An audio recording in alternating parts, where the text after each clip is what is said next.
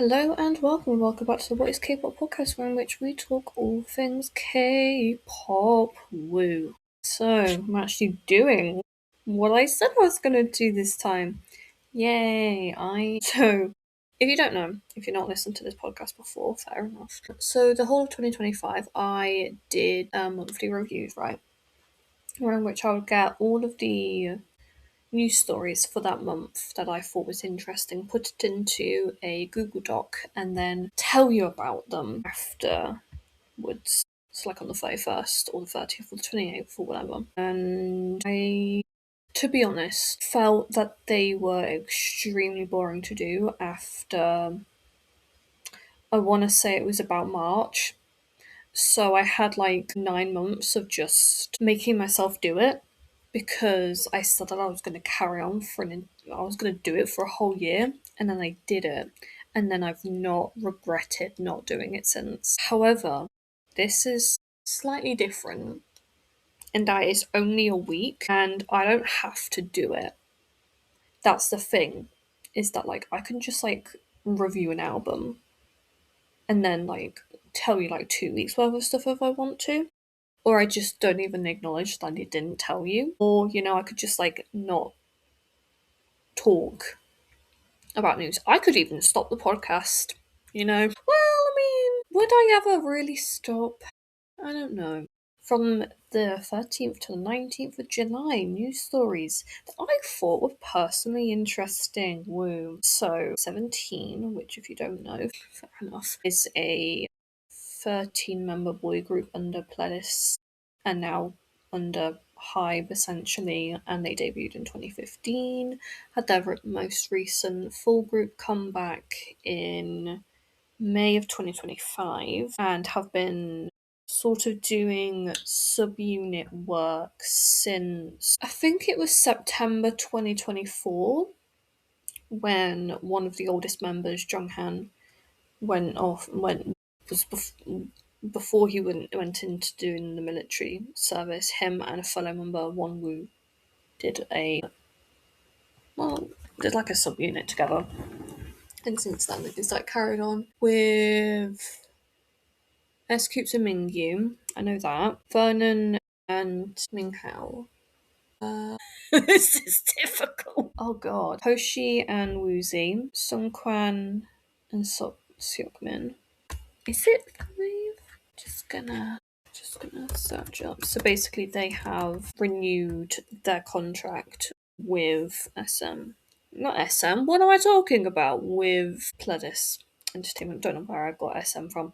Yeah, so they have like special subunits. One's called BSS, which is Bot Seoksoon, Junghan and Wonwoo, Hoshi and Woozi, S-Coups and Mingyu, DK and Sungkwan, and VA, which is Vernon and his name is TA, but it I don't get that one if I'm totally honest with you. But like, okay, when did it come up with that random bit from Dorf? The it was randomly I got that. Anyway, yeah, so they renew their contract for a second time. To be fair, I've heard a lot of people say that they don't understand why XYZ Group has renewed with their company because, like, they perceive that X company is not good. Don't get me wrong, I do understand where some people kind of go from, but I don't know if some people are aware of the fact that not all companies are going to be ethical in every single way, and that sometimes these groups they do things that we don't fully expect them to do, but that it is actually the best decision for them. Like we're gonna see in a couple of like in the next point after. Yeah, anyway. We're gonna see in a bit, like with a group that's been active as long as 17, I think that if they were gonna leave Pledis it would have been at their 7th year anniversary. Not or like when they renewed for the first time. Not now that they've been active for like 11 years. A few of them are now 30. they would be able to create their own company if they so desired. I would like to think that Pledis have done all right for them, and that this, is kind of is doing all right for them. Okay, so next point we have is Sung Hanbin. He donated 100 million won to Good Neighbours, which, I wrote this list down just now, hoping that I would remember, what these things are, but I can't remember. And it was in. So he donated the money in celebration of Zero Base One's third. So about that third anniversary, and like I said just now with the weird company stuff. So BAE173's Yujin, Muzin, Junso, Youngseo, and Bit have all left Pocket Doll Studio, and I believe also the group, leaving just Jaemin, who is a member of, I believe it's Close Your Eyes, still with the company. Again, Pocket Doll Studios is one of those companies that I believe has had a lot of controversies with not treating their idols correctly, because they also have Fantasy Boys, and they did that project group with BA173 and Fantasy Boys, so they're not exactly the best. And also, so one of their subsidiaries, M25, which is the name of a motorway in England, by the way. But yeah, speaking of M25, the company, they used to have Classing, but then they moved to K Tigers ENC, and they are actually having, or they've had, a comeback, and they've renamed themselves to be without the colon. So I will have a look at when is that going to release, or is it? Oh, it's released. Oh god, I have not heard anything about that. Then, ooh, that is interesting. Yeah, fair enough. They are doing solos now. They did 2 group songs, and then the rest of them were solos. I am going to talk about that then. I'm going to make a whole list of albums I want to talk about, and then we're just going to bosh them out, and then we're going to make a new list, and then just carry on. And we're never going to end up completing that list, because albums are going to come along, and we're just going to carry on talk about them. We all love that for me. So, like I was saying, NCT 127, they renewed their contracts with SM Entertainment. Yeah, I guess it isn't that weird, considering that they're having a comeback soon. So they probably did renew their contracts, and they are the most consistent active NCT unit, having full album projects. But I am surprised that the members that did resign, they resigned. But I assume that there is a lot more behind the scenes that we don't see, that we probably will never see, and they'll never talk about. That means that these people are resigning, and that there is a reason why SM still is a goodish company. Because I think that companies often prioritize their artists' health behind the scenes to make them money, and they don't tell us, but that it isn't always good, if that makes any sense, you know? Because if there was, let's say, a girl group, a 4-member girl group under SM, and one member in particular wasn't as visible, didn't get as good of outfits as the other members, and that member actually said as much, that they don't want that, and the company was doing their best to help that person, but now that member is wanting to be more out there, but the company has made an image for that member to be more in the shadows. I can imagine it is quite hard to want to stay in that company. Are you picking up what I'm putting down? I don't.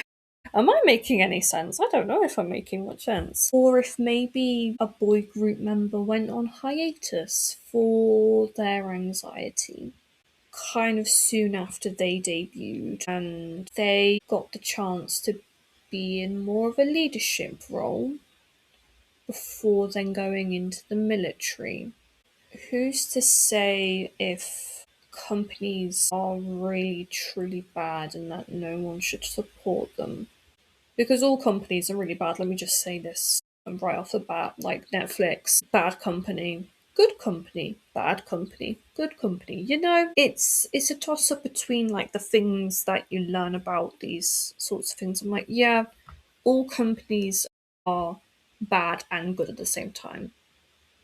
You just sort of have to kind of not think about it too much. Just think of it like as though like animals, you know?